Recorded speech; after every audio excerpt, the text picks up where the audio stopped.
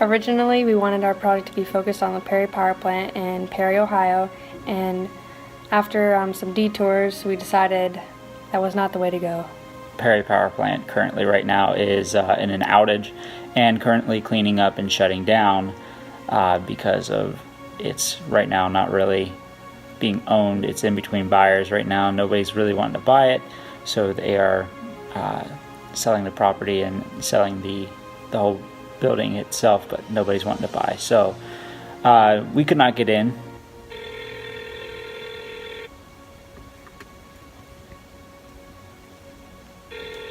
It's not gonna happen. Nope. So we kind of turned our attention to the general topic of power plants altogether.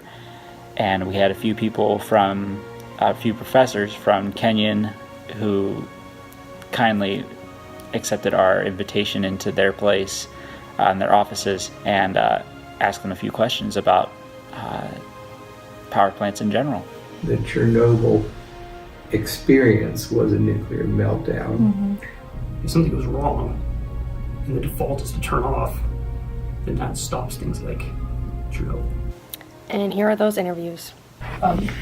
So I would describe nuclear energy as an energy source where we're tapping energy at the molecular level, so in the intrinsic energy of specific elements that we know are energy rich, and doing that in a controlled manner or a fairly controlled manner to extract the energy for our purposes. So the first question that we have, what role does nuclear energy play in relation to renewable and non-renewable energy sources? Well, it's somewhere in the middle. It is not a renewable energy source, being fueled by uranium, which is not renewable.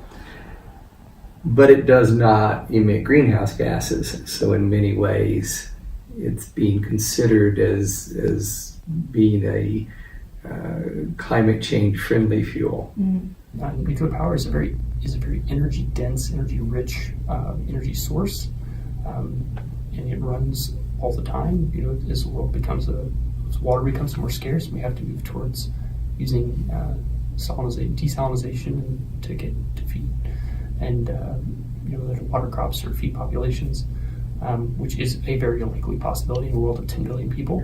You're going to need an energy rich, energy dense source to power that. And right now, nuclear is a viable option. Mm-hmm. That doesn't mean that there aren't others on the horizon, but in terms of energy density, it's got some advantages that people need to think about. We all need to think about. So what do you think are some of the pros and the cons of nuclear energy? Well, the pros are the lack of greenhouse gases, right? So at a time when climate change is an existential threat to our societies, that's a very, very significant thing. The cons are numerous. Right? The cons are the problem of spent nuclear fuel. Right? What do you do with it? We have no plan in this country for what to do with it. Spent nuclear fuel sits at the plants.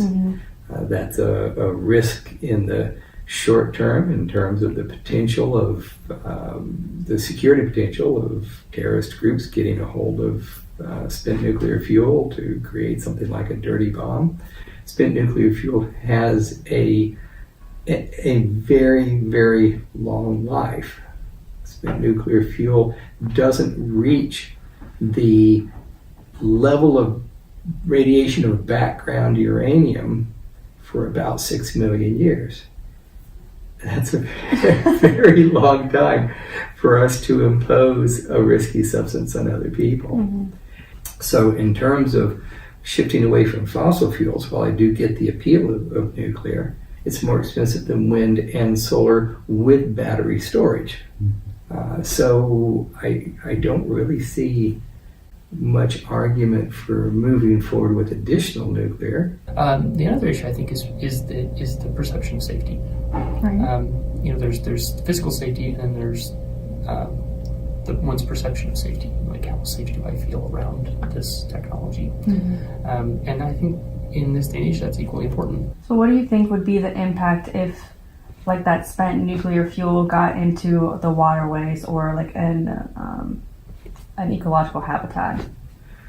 Well, you can look at Chernobyl to see what happens when when nuclear material gets into the environment.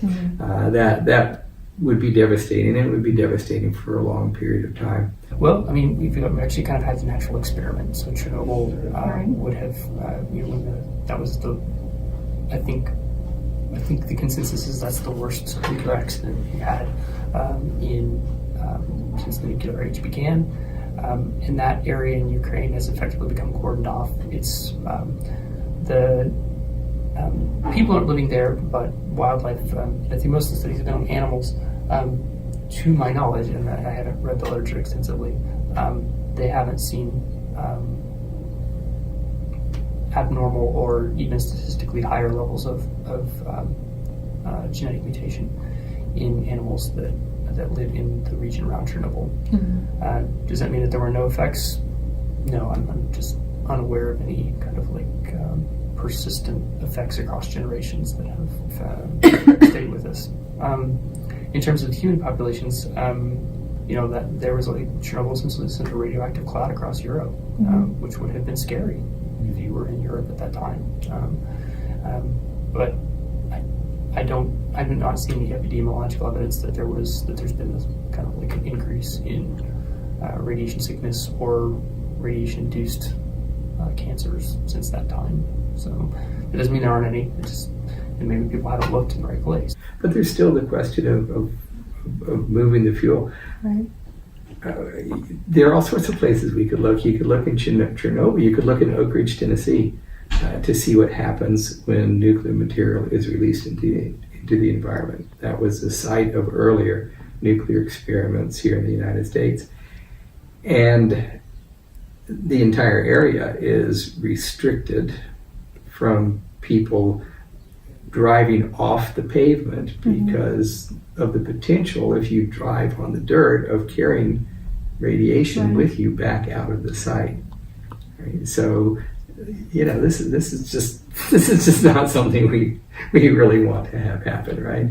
So, there's a risk, right? There's a risk of what could happen with spent nuclear fuel. Like everything else in society, you have to weigh that risk against the benefits that are being there. If nuclear energy were, as former President Eisenhower once famously said, too cheap to meter, but it's not. As it is, though, the economics don't work out.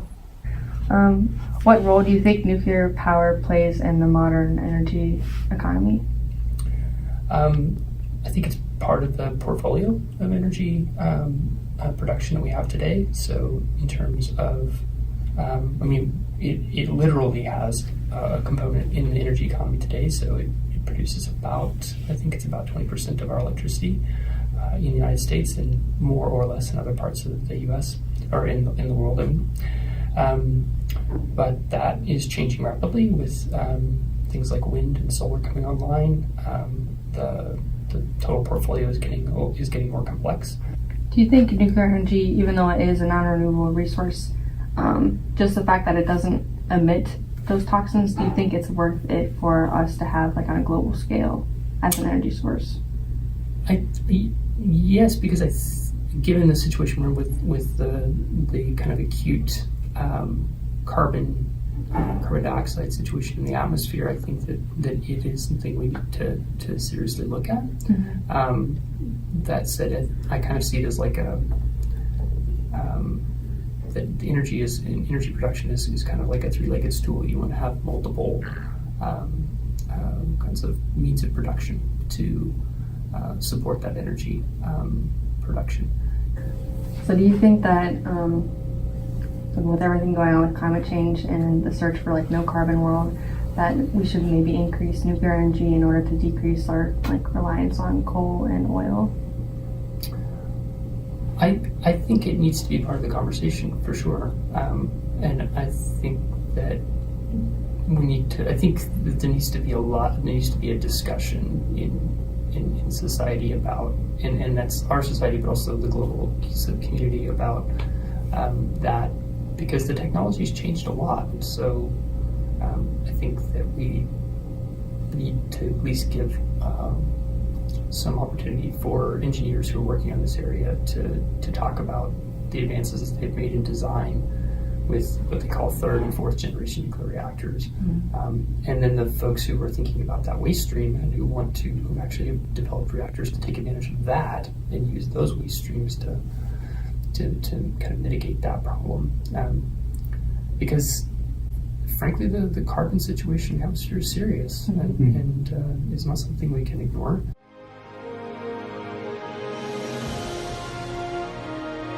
I think nuclear power sounds more to me like a long-term risk and a short-term solution, because over the interviews we had, they didn't really know what we'd do about the storage or anything, and a lot of them were kind of apprehensive. I mean, there's some support because it's good energy, it's clean, it doesn't burn and release emissions, but at the same time, it's like, where do we store nuclear stuff? It's an expensive process, and I think we've had some feedback on there being more viable options. I have to agree with my colleague Scott, and that it does raise a lot more questions, and that it does show that it is a short-term solution, but a long-term problem. I thought this project was really interesting in that it gave us a chance to really delve into a subject, and I think nuclear energy itself was really interesting. So I think it's interesting to see both sides of the spectrum when it comes to nuclear energy, on the pros and cons of what it brings to the table. And I think it's a good thing that scientists and economists and different people are looking more into different energy solutions, just instead of being so carbon based.